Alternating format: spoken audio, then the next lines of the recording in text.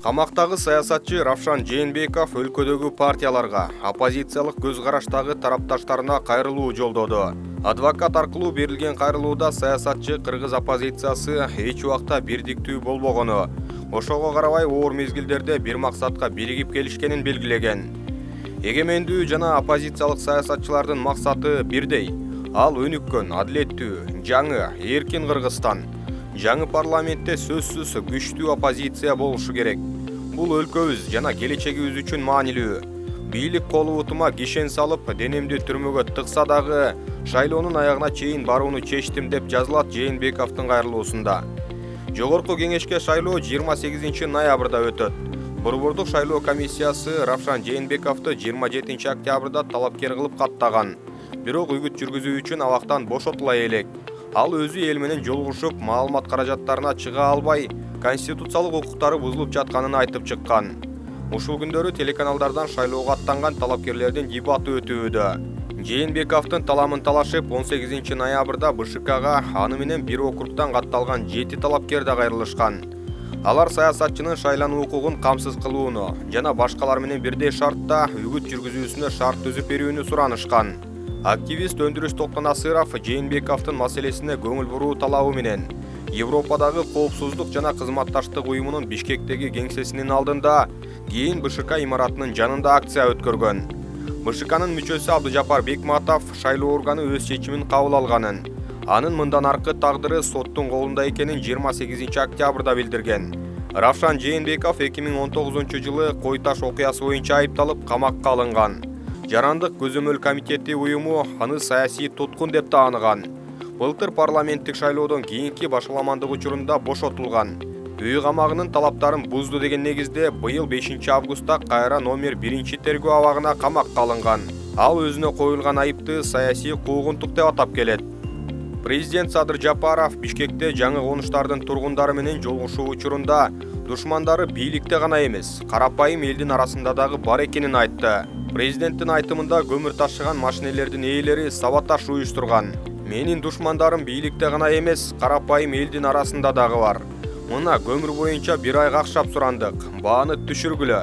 Бир машинеден 10-15 миң сом кирешет тапсаңар деле жетет десем, жок, $1000 табыш керек экен. Айла кеткенде өкмөт колго алып 3000 сомго түшүрүп таштадык эле, ишсиз калышты.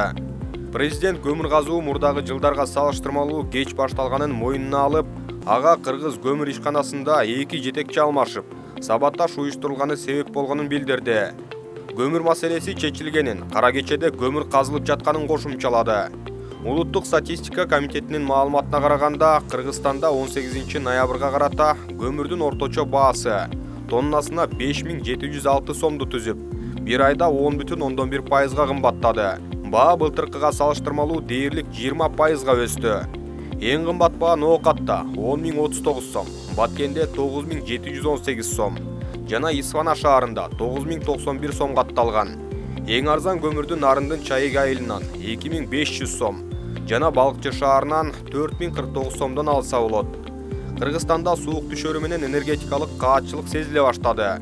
Өлкөдө электр энергиясы чоң таңкыстыкка учурап, күйүүчү майлоочу майлардын баасы кескин көтөрүлүп, ортомчулар менен талаш тартыштан улам кара кече кенинен көмүр алып келүүдө кыйынчылыктар жаралууда.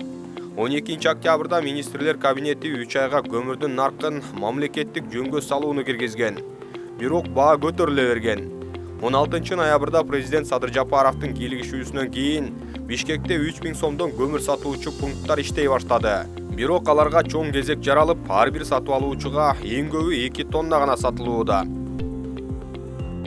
Президент Садыр Жапаров 22 ноябрда Кызыл китеби жок жер тилке ээлери менен жолугушту. Ага миңдей адам келген. Ак Ордо 3 конушундагы жолугушууда Жапаров 2022 жылдын 1 майына чейин 11 миңден ашык түтүнгө кызыл китеп берилерин, Кыргызстанда документи жок үй болбош керектигин маалымдады.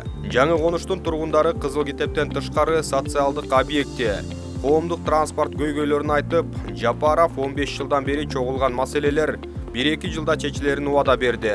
Буга чейин Бишкектин четиндеги жылуулук электр борбору 2 ишканасынын жанындагы жашоочулардын жер тилкелери мыйзамдаштырлары белгилүү болгон.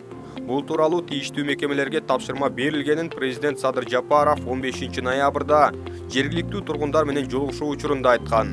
Ошондой эле ЖПКнин жанындагы конушту Бишкек шаарынын курамына киргизүү жөнүндө маселени чечүү тапшырылганы айтылып, Сокулук районунун администрациясына тийиштүү документтерди топтоону тапшырган.